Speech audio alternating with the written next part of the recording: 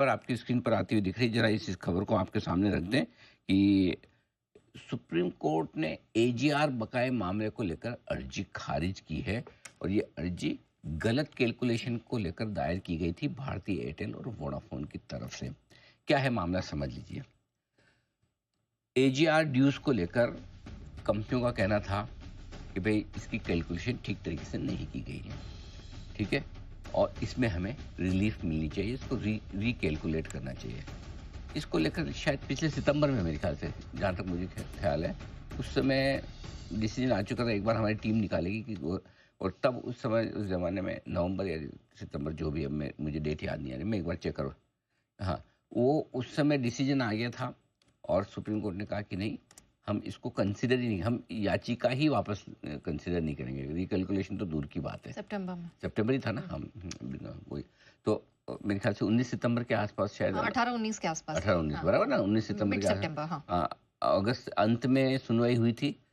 लगभग 18-20 दिन बाद फैसला आया था, राइट। सो हाँ, 31 अगस्त को सुनवाई, 30 या 31 अगस्त को सुनवाई हुई थी, 19 सितंबर को फैसला आया था। सुप्रीम कोर्ट ने बोला कि हम इसको कंसिडर ही नहीं कर रहे।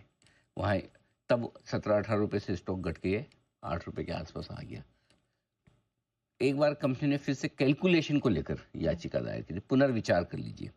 इस पुनर्विचार में भी सुप्रीम कोर्ट का ये कहना है कि नहीं, ज़रूरत नहीं है, जो कैलकुलेशन किया हो बराबर है।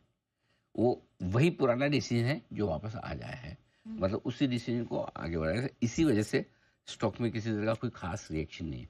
अगर हाँ कर देता सुप्रीम कोर्ट तो शायद स्टॉक भाग गए थे। ना किया है कि हम इसको याचिका को नहीं लेंगे, कंसिडर करेंगे, ये पता ही था, ये हो चुका है। और यही वजह है कि 16 वाला स्टॉक 8 है, राइट। तो इसलिए स्टॉक में लिमिटेड रिएक्शन की, नया कुछ भी नहीं है, वही है।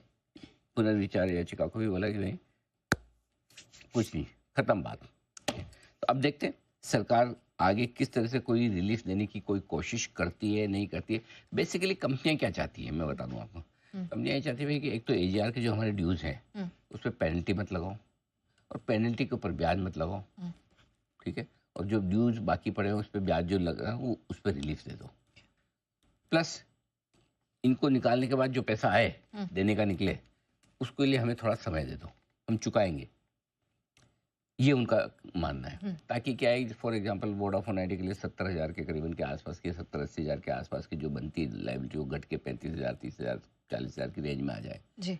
अब सरकार को डिसाइड करना है कि वो करें या न करें, या किस तरीके से करें। क्योंकि क्या है, एक तरफ या तो सर्वाइवल वाला केस है, 1/3 हिस्सेदारी तो सरकार की है इस कंपनी में, अब 33%, तो डूबेगा तो सरकार का भी पैसा डूबेगा। एक हाथ से लेके दूसरे हाथ में देना। अच्छा, दूसरी बात है कि 3 बड़े प्लेयर तो प्राइवेट सेक्टर में चाहिए।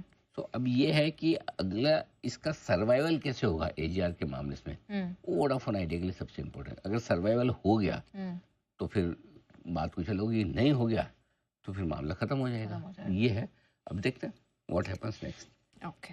आइए